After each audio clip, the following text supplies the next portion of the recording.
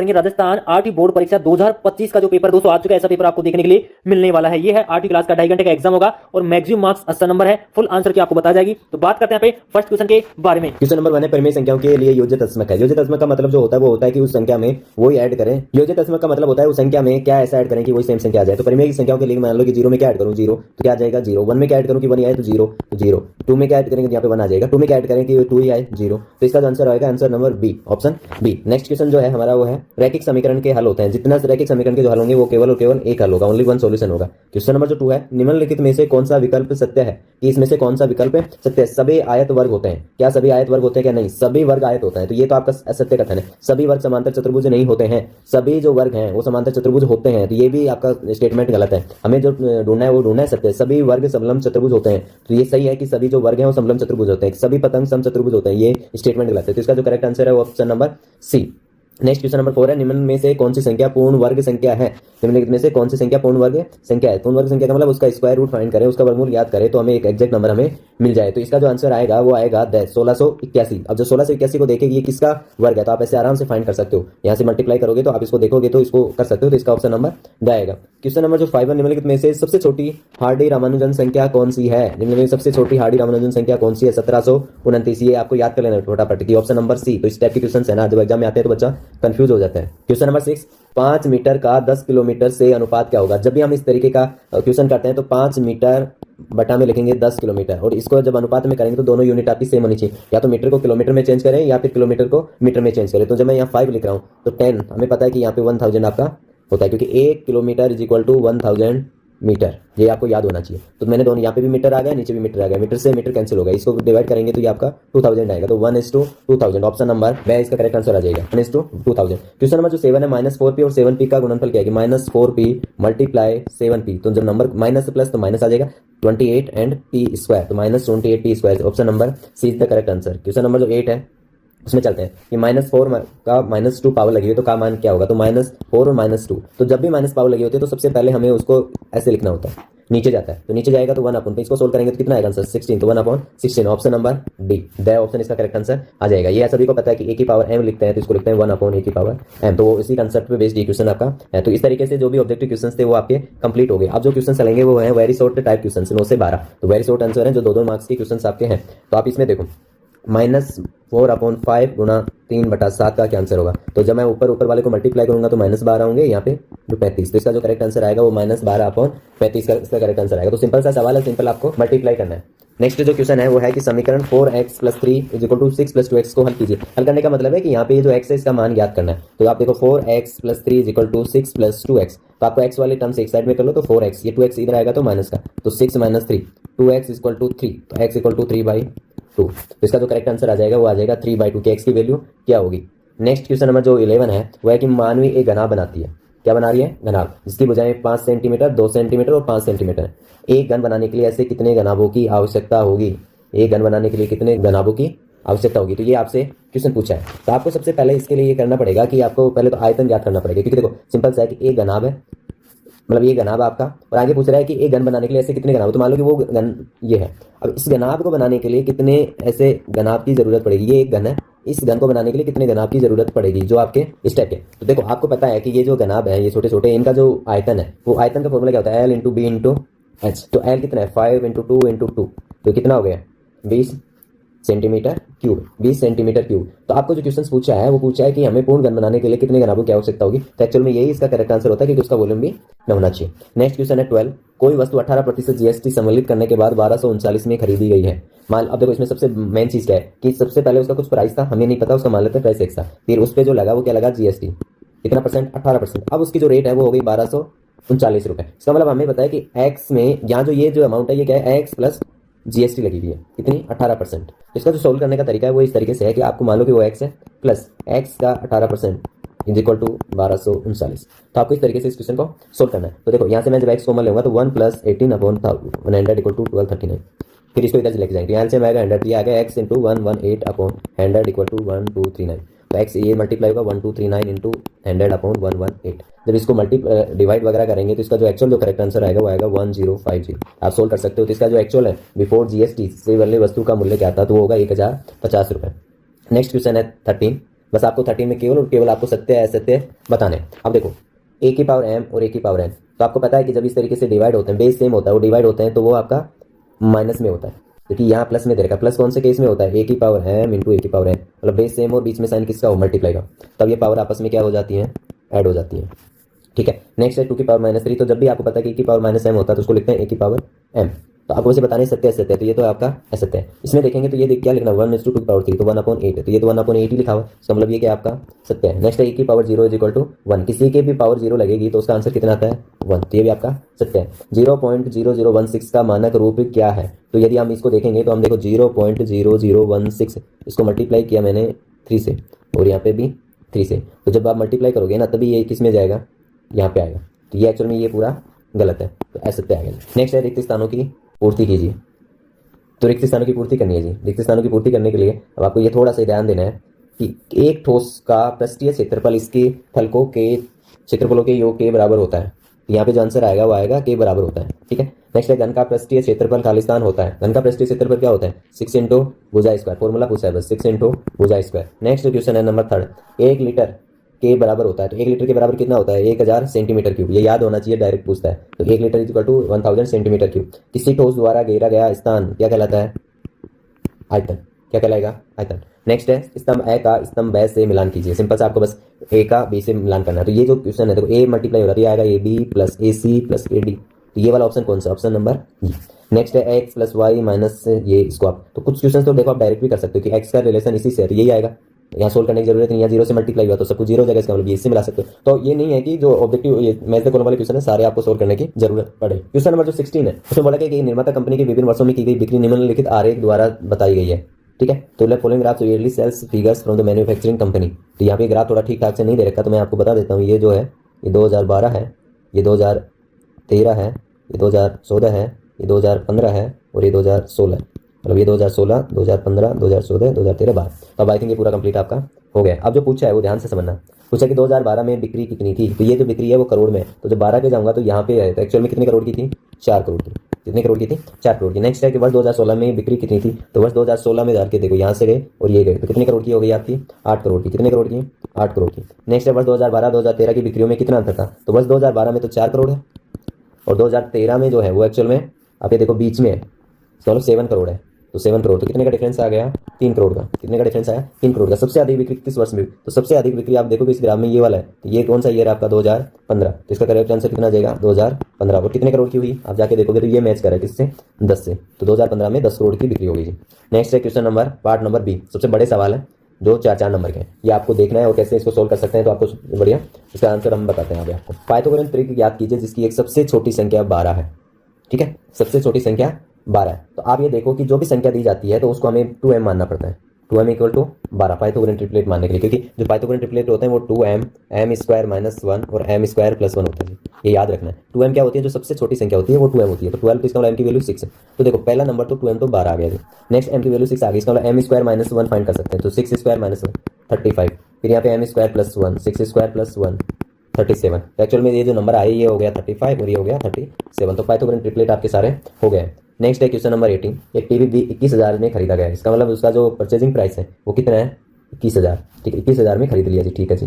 Next, 1 वर्ष पश्चात TV के मूल्य में 5% की अवमूल्यन हो गया, 5% का डिप्रिशिएट हो गया, इसका मतलब वो कम हो गया, इसमें 1 वर्ष में 5% कम हो गया, तो 21,000 का 5% कितना हो गया जी, ये हम फाइंड कर लेंगे, तो 0 0, ये 0 आ गया, 5 हो गए, 1050 रुपये उसके कम हो गए। तो अब बोल रहा है कि 1 साल के पश्चात टीवी का मूल्य क्या होगा, क्योंकि 5% कम हुआ तो 21,000 का 5% 1050 कम हो गया, तो ये आ गया 19,950 रुपये इसके फाइनल रेट बच गई 1 साल बाद में। क्वेश्चन नंबर 19, एक फैक्ट्री की कुछ वस्तुएं 63 दिन में बनाने के लिए 42 मशीनों की आवश्यकता होती है।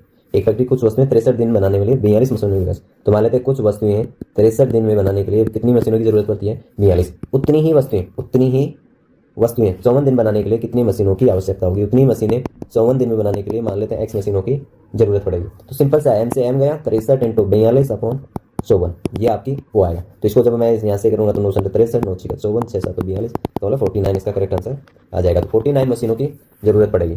नेक्स्ट है व्यंजक को सरल कीजिए, तो व्यंजक है आपका x - 3 + 2, तो जब सरल करूँगा तो मतलब मल्टीप्लाई करो, -3x + 2। अब बोला कि x = 1 के लिए मान ज्ञात कीजिए, तो x = 1 के लिए क्या करेंगे, 1 रख देंगे, 3 × 1 + 2, तो 1 - 3 + 2, तो 3 और 3 0 आंसर आ जाएगा जी।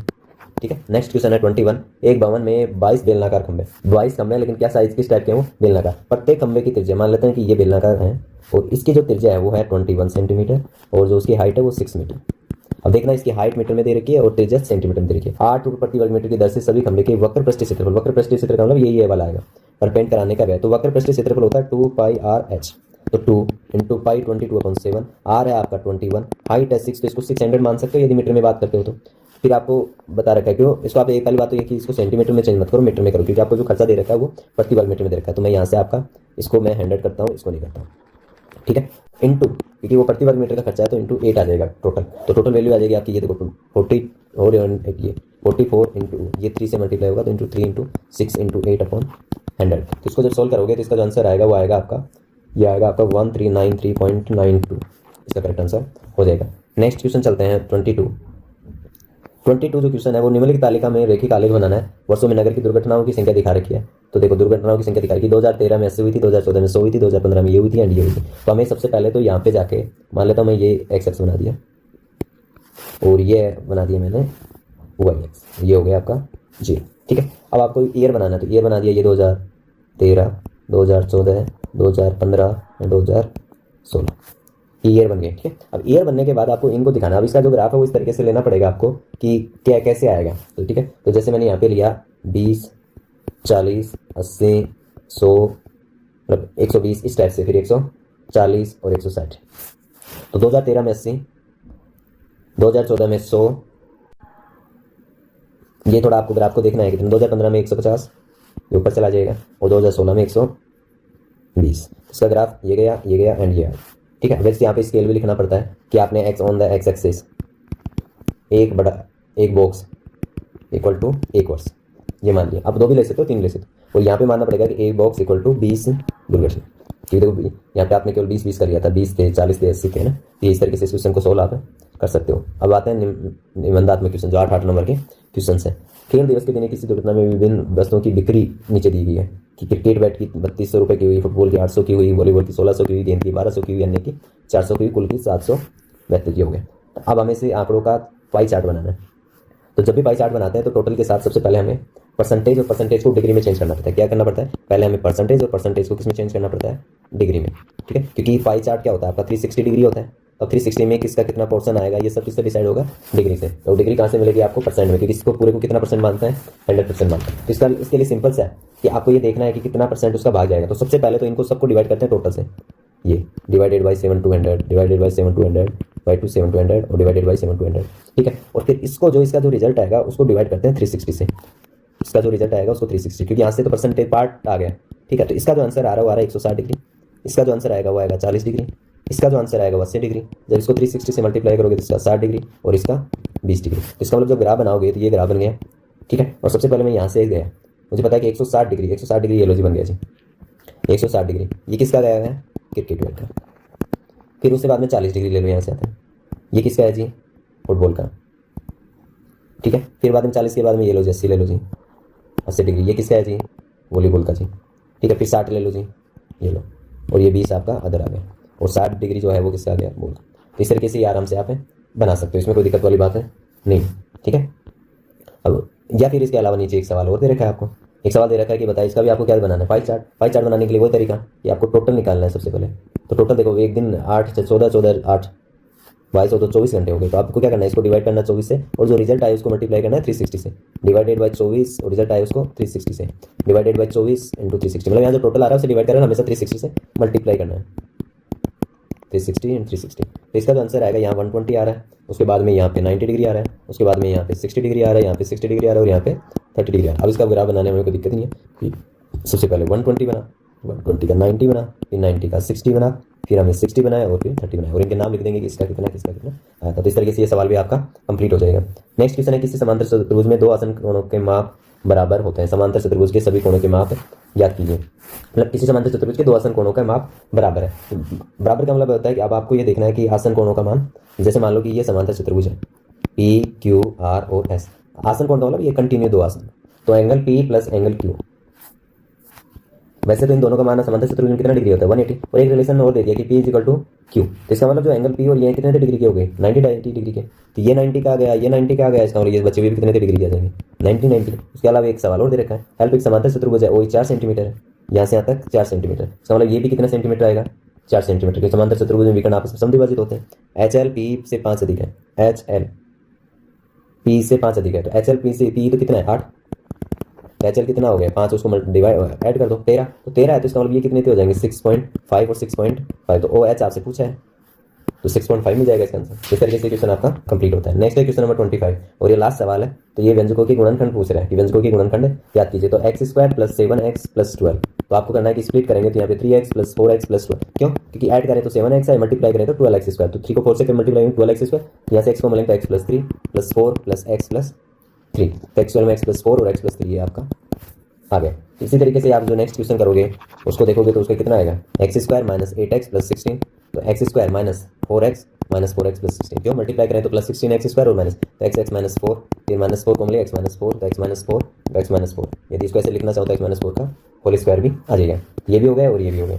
नेक्स्ट है y⁴ - 16, तो y⁴ - 4 का 2⁴ लिख सकता हूँ, लेकिन इसको कैसे कर सकता हूँ y² का स्क्वायर - 4 का स्क्वायर। तो यदि जब इसको मैं ओपन करूंगा ठीक है y² + 4 और y² - 4, फिर इसको वापस करूंगा तो 4 और इसको y² - 2², तो इसको मतलब बोल सकता हूँ y² + 4 y² + 2 मतलब y - 2, ये इसका करेक्ट आंसर आ जाएगा।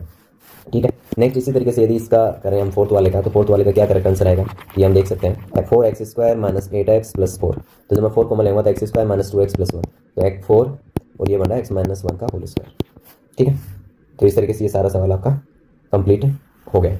नेक्स्ट है इनके गुणनखंड, वो उसी तरीके से गुणनखंड करवा रहे हैं। तो देखो मैं थोड़ा सा स्प्लिट करके बता देता हूँ। ये 7q और -3q + 21, जैसे q कॉमन लिया q -7, यहाँ से -3 लिया तो q -7, तो q -7 और q -3।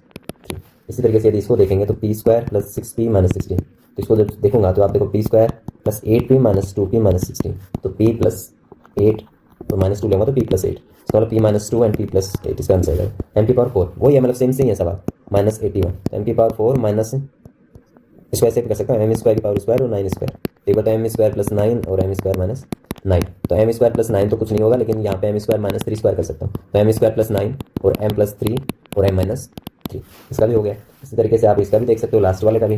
तो कुछ चीज़ें होती हैं जिनमें आपको केवल बस कॉमन वगैरह से आपके गुणनखंड फैक्टराइजेशन हो जाते हैं। तो जैसे हम फोर्थ वाला देखेंगे तो ये देख रहा है, इसको और इसको देख के यदि एक तो तरीका ये कि मैं ये कॉमन ले लूँ, m² कॉमन ले लूँ तो क्या आएगा a + b, और प्लस n² कॉमन ले लो तो a + b, तो a + b कॉमन दोनों जगह से आ रहा है, तो इसका m² + n², एक तो तरीका है। एक तरीका है कि इन दोनों के साथ ले लो, इन दोनों के साथ ले लो, तो ये बनेगा am² + bn² और प्लस bm² + an²।